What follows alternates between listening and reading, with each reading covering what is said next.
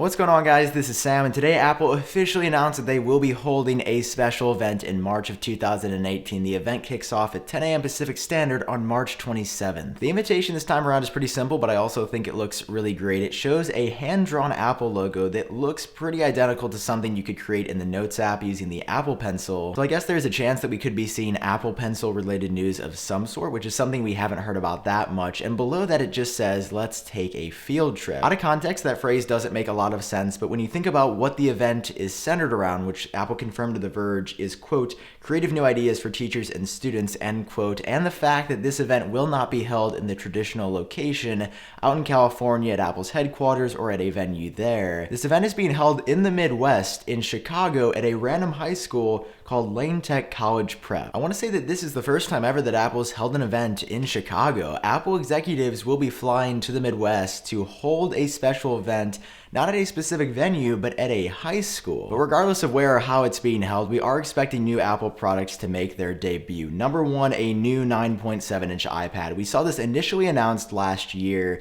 It was the cheaper version, $329, had a slightly dumbed down screen, processor, and camera, but still a pretty good iPad for anybody interested in buying one. Plus, it was only $329. Some documents leaked recently that showed that Apple had applied for marketing permissions to market two new iPads in certain parts of the world, so that's why we think these are almost certainly coming. And because this event is going to have an education focus, it would make sense to announce a lower end device that can still do a lot, because that's a lot of the times what students look at. They're not looking for the $500, $600, $700 iPad Pros. They're looking for something cheap that can allow them to do a lot, but for a much lower price. In addition to two new cheaper iPad models, Apple is also going to be releasing the AirPower wireless charging mat. They initially announced this back in September of 2017 alongside the iPhone 8 and the iPhone 10, the new Apple Watch, new 4K Apple TV. We've known about this for months now, and a lot of people have been really interested in buying it, but Apple still has not released pricing. The reason we're so sure that this will be coming at this event is because I think 3 or 4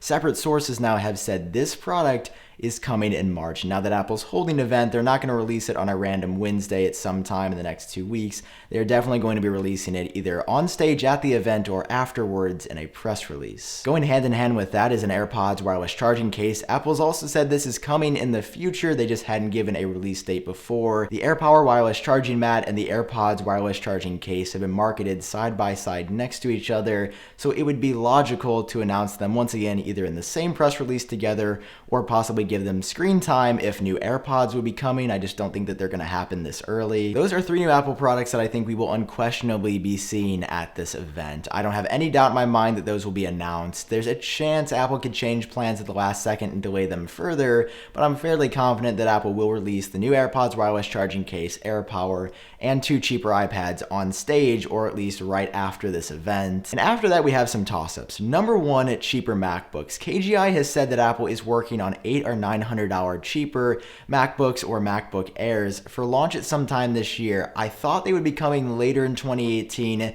This is an education-focused event, so cheaper MacBooks that allow you to do much more than a $329 iPad can do would also be a logical addition to this event. Apple could market these products, these cheaper MacBooks or MacBook Airs, to students, saying that these are only $800 or $900. They are much more affordable than, say, a $1,300 or $1,400 MacBook Pro. So I'm pretty skeptical on the new MacBooks, but you never know. We could see that. It would align with Apple's education goals of this event. And then after that, the iPhone SE 2. We saw a purported leaked video of a device that looks like it could be an iPhone 10, iPhone SE crossover, but there's a lot of problems with the video. Some things don't make sense. At this point, I think it is an iPhone in a modded case, but just today, we now saw leaked schematics for a purported iPhone SE 2 once again that has a notch that looks like an iPhone 10 placed in an iPhone SE body. I have no idea if that's coming in March. There's a chance that it could, but I'm skeptical because we've heard so much conflicting information. The video that came out yesterday looks pretty fake, and now we're seeing these schematics that could be real